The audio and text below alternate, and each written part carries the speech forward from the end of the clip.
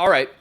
The time has come. My favorite segments here. I'm putting Reggie on the hot seat, covering all the latest hot topics in Minnesota sports. First up, looking ahead to the 2022 season, the Vikings' biggest free agents look like this: Patrick Peterson, Garrett Bradbury, Irv Smith, Jessie Davis, and Chandon Sullivan.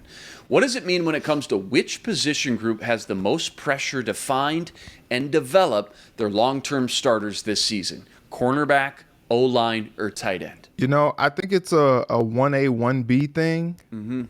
And I put the offensive line probably lower on that totem pole just because Kevin O'Connell said that was a position that really intrigued him about taking this job. And they've done things over the last few years to bolster that offensive line. And you wonder about a guy like Garrett Bradbury. Do they, re-sign him? I think they really just kind of want to see what he does this year. And, then Kevin O'Connell gets a chance to really kind of put his stamp on that offensive line. But I think the top, if I'm going to say 1A and 1B, I do 1A as the tight end and 1B at cornerback. Because they lost Tyler Conklin, and now it's Irv Smith Jr.'s job to lose. Like, it's his. What you going to do with it? And if he goes out and balls out, like, then it's a situation where it's just like, okay, he missed all of last season, but then now he's bounced back with a good season. We got to pay him. Can we pay him? And it's just like you look at the depth behind him and you're not very confident in any of those guys because there's just not a whole lot of tape out there on them, one. And two, you just largely unproven. Like, you really don't even know their names, honestly. Like, you talk about like Ben Ellefson, Johnny Munt. You're just like, well, like those guys have just kind of been, guys so far in their time in the league. And, you hope to see them kind of, shine and things like that. But you just really don't know. So it's really all on Irv Smith Jr. And they have to develop tight end depth behind him this season. And that's going to be interesting to see. At the cornerback position, they drafted Andrew Booth Jr. He's kind of like the heir apparent, to Patrick Peterson. And Patrick Peterson, getting a little longer in the tooth. Last game of the season, got the interception, kept the streak alive. But, that was interesting. That was an interesting experience. And you hope to see, in another year in this defense, a little bit more comfortable. I know it's a new system, but just trying to figure out who's going to be those long-term solutions. You bring Chandon Sullivan over from Green Bay, and you're just like, okay, we'll see what he can do. Add him to the mix with Cam Dantzler and Booth Jr. and Peterson. And, they got a pretty solid starting cornerback group.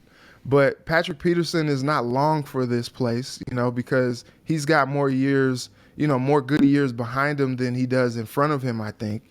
And so now you're just like, okay, if Sullivan comes out and balls out, do we bring him back with Booth Jr. and Dantzler? And, these are our bookend guys, or, what do we need to do to strengthen this unit? Because these receivers are coming out better and better every year in this draft. And there's just so many great ones in this league.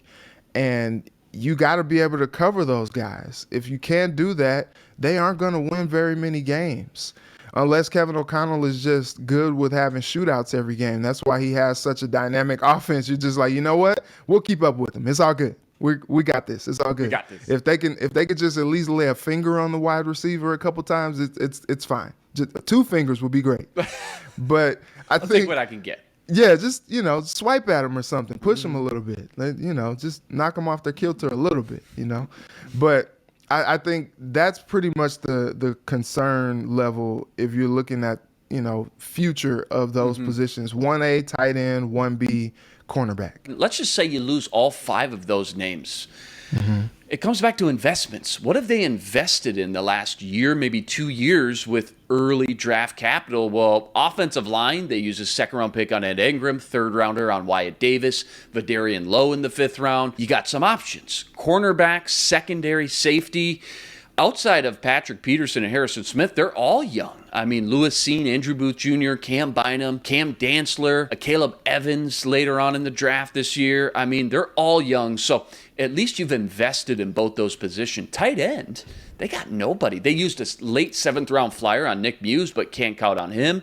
They used another late-round flyer 2 years ago on Zach Davidson from SMU. Can't really count on him. Johnny Munt, Ellefson, like you mentioned. If Irv Smith balls out, he's going to get paid a lot of money, and the Vikings might not be able to afford that anyways. We haven't seen him stay healthy the last 2 seasons either, so it may be a lose-lose here for the Vikings that Irv Smith, they may not be able to retain him, whether he just can't stay healthy or he's going to ask for too much money if he does go ahead and succeed in this Kevin O'Connell offense. It's got to be tight end position for me. There's at least some backup plans, some plan B and even plan C, some emergency situations with young guys at O-line and the secondary tight end.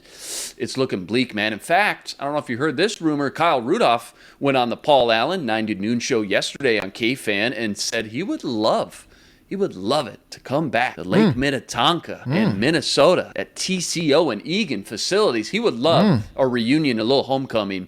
And it's interesting when you look at this depth chart, man, not a lot going on behind Irv Smith. Reggie and I will keep tabs on that for sure. Again, training camp coming up just a little bit over a month away at TCO facilities.